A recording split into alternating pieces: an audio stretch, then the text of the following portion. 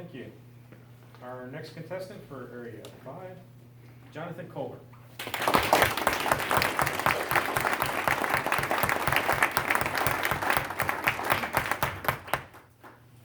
The wonderful day I almost died. The wonderful day I almost died, Jonathan Kohler.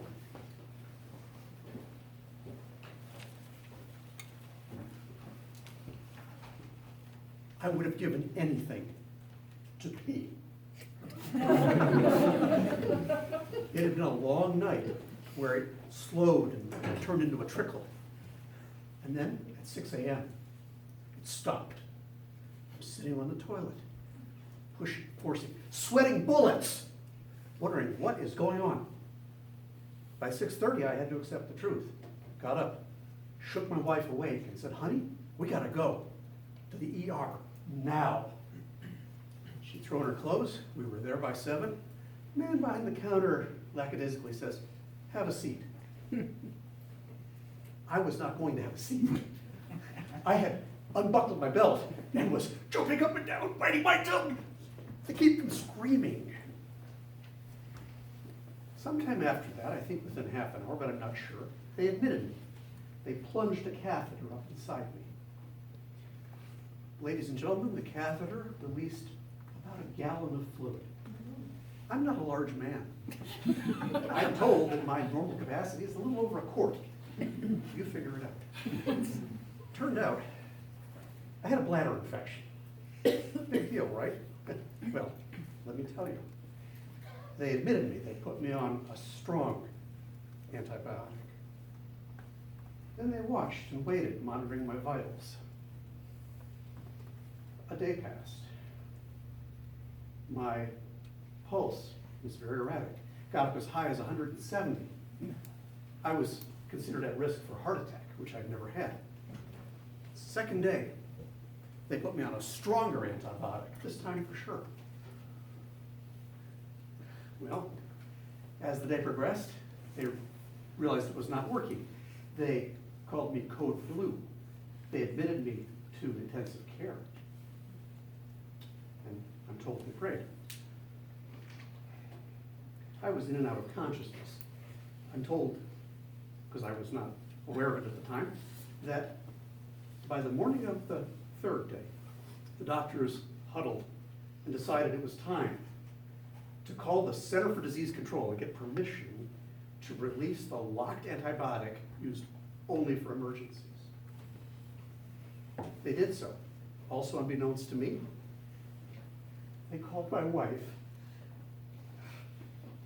at 10:30 that night and said, Ms. Dunn, you need to come down tomorrow morning first thing.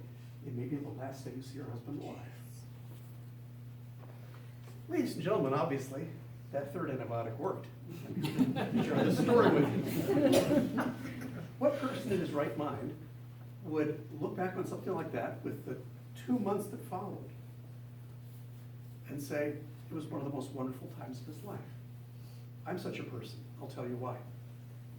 I learned 3 great life lessons from this experience. Lessons I believe I could never have learned any other way.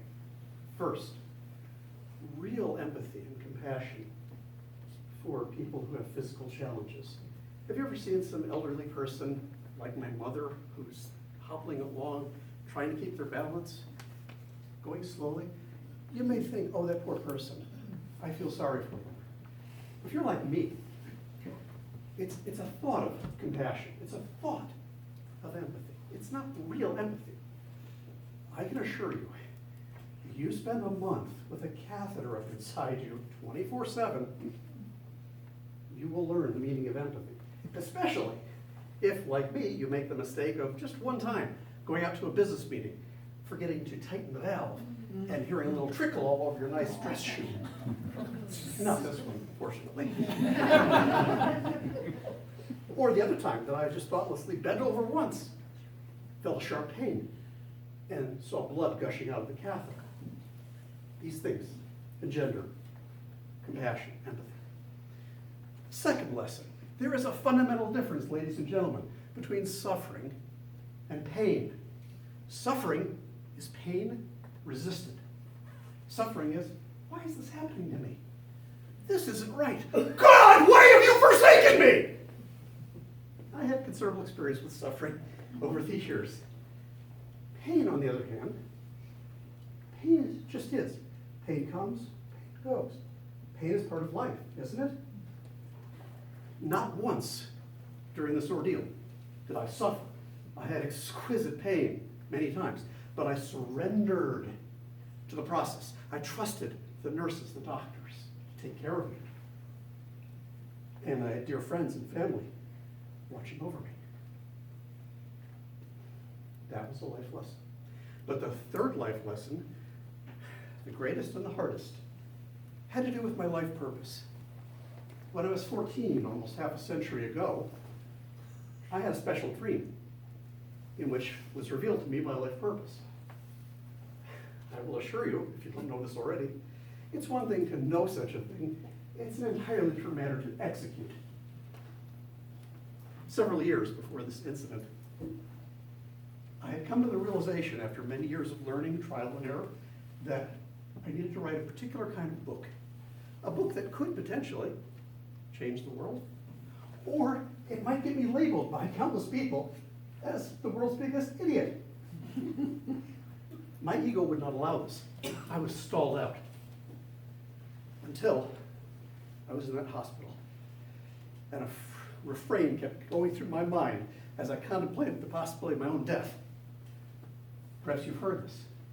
Of all sad words of tongue or pen, the saddest are these. It might have been. That was unacceptable. In the 2 months after leaving the hospital, I wrote and rewrote that book 49 times. It came out. No one called me a fool. No one called me an idiot. Some agreed, some disagreed. But the book is making a difference. Now, ladies and gentlemen, I want to turn this back to you. Is there something in your life that's knocking at your door, trying to get your attention? Don't wait until it's too late.